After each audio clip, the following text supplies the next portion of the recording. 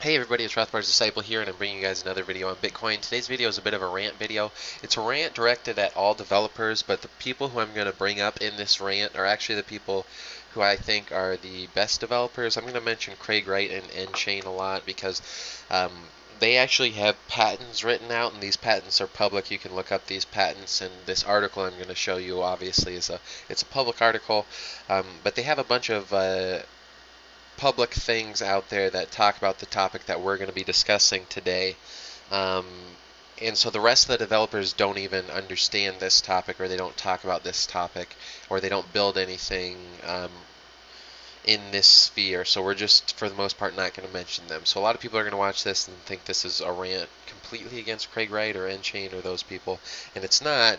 It's just a rant directed at them because they're the only ones working on it. But even if they're the only ones working on it, I'm still not impressed with the work that they're doing. And so this video is just like I said, it's a complete rant against the developers. I think that the developers in Bitcoin, like I know everyone really loves the developers, and they all think, oh hey, without the developers, Bitcoin would go nowhere. But if you actually look at the history of Bitcoin, Bitcoin's existed for almost a decade now, and we really aren't anywhere different than we were in the beginning of Bitcoin. We've got a little bit more adoption. There's a lot more shitcoins, but Bitcoin's not doing anything much more exciting. If you looked at actually a lot of the node software from back in the day, it was a lot easier to use. It was a better user experience. There's actually a lot of ways you could say Bitcoin's worse than it was 10 years ago.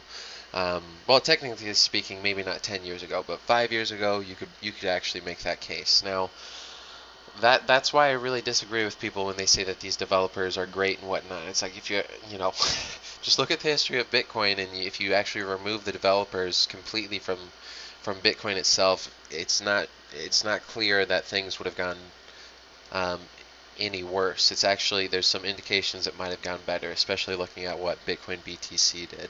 So there's a lot of indication that developers are actually a negative for Bitcoin because they're not building apps that are useful, and everything they do to the base protocol seems to be a fuck up. But anyways, I want to talk about specifically IP today. Now, the one thing that really sucks about being involved in Bitcoin is everyone's an anarchist, and the problem with anarchists is they all pretend like they actually have their own individual beliefs, but a lot of them don't.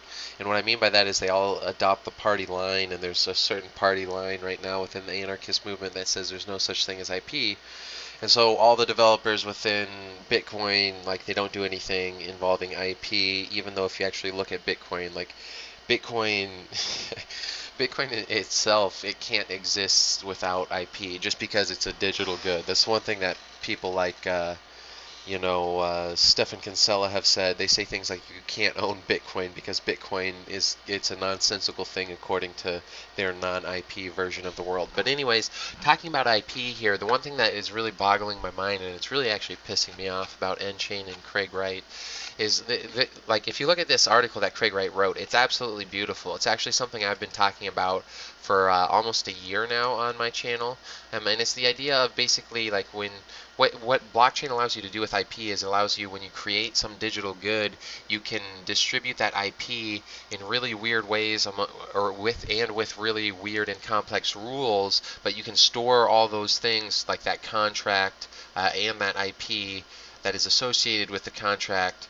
Like you can store all that on the blockchain, and so it's not like you have to actually keep track of that and organize it yourself. The blockchain will do it for you, and that's the one real crazy thing about the blockchain. And so I've been talking about this, like that's what this article that Craig just wrote details, and it's a beautiful article. And again, this goes back to why, like, a lot of times people are surprised when I say things like I hate Satoshi and things like this, because like when I read an article like this and I tell you guys I think it's great, like a lot of you would think like that would make me feel all warm and fuzzy on the inside, but it doesn't. It pisses me off, and it really pisses me off for this reason. Like, I didn't get into Bitcoin in the beginning, right? Like, Bitcoin was out for about 5 years before I even really heard about it. It was probably out for 3 or 4 years before I heard about it. 5 years before I got into it. But anyways, um, within that time frame, like, Bitcoin came out, I bought some, I wanted to get involved with it. I looked at Bitcoin and I saw, hey, look, there's some cool things you can do basically with IP, and I was trying to write a story, and so I was going to sort of implement that into my story and sort of molded together my two interests, Bitcoin, the Bitcoin blockchain, and the story that I wanted to write. And so within this 5 years, not only have I written, and I didn't only write one story, I've written multiple stories, right? But I wrote one story that is specifically is a story where some of the things that I want to create with it, like it's suited for a blockchain, like it's suited for putting the IP of the story on a blockchain, right? And so I'm already well on my way to not getting that done, because the story's, it's thousands of pages long if I complete the full thing, and I'm only a few hundred pages into it. But anyways, I've done all this work for it, and I figured out how to use Bitcoin so well that I understand how you would build a blockchain app that would distribute my IP. But all these people, all these developers like Craig Wright, he's been there since the beginning. He's been there for a decade. Okay, look at the article that he just wrote, and look at everything he details that you can do with Bitcoin. Well, guess what, Craig? I can't do any of this shit right now. I can't do jack shit. And I know some of these things are coming. If you look at the Electron Cash SLP wallet that came out, there's some real basic things it allows you to do with tokenization. It's really basic though, and it's not that great. Hopefully some of the newer ones that come out are better. I haven't had time to look through all of them yet, but I don't know. Why, if Craig Wright can write this article, okay, that completely details how you can use Bitcoin for IP and all this stuff, where's the software? Like, what are we waiting for? You know what I mean? I guess maybe we're waiting for these patents to clear, but Jesus Christ, man. Like, for those of you that are new to Bitcoin, I've been here for a while, and this is what my experience has been. It's like, hey, Bitcoin's got all this potential, but the developers never actually do anything about it. They just sort of sit around, and every once in a while they'll write an article. And that's it. We've been waiting on the Lightning Network. Like, we're as close to the Lightning Network today as we were when I first started. Okay, when I first started was when they first started talking about the Lightning Network. They're like, hey, yeah, within a few years we'll have the Lightning Network. It's like, well, I mean, does anything ever happen in the world of Bitcoin?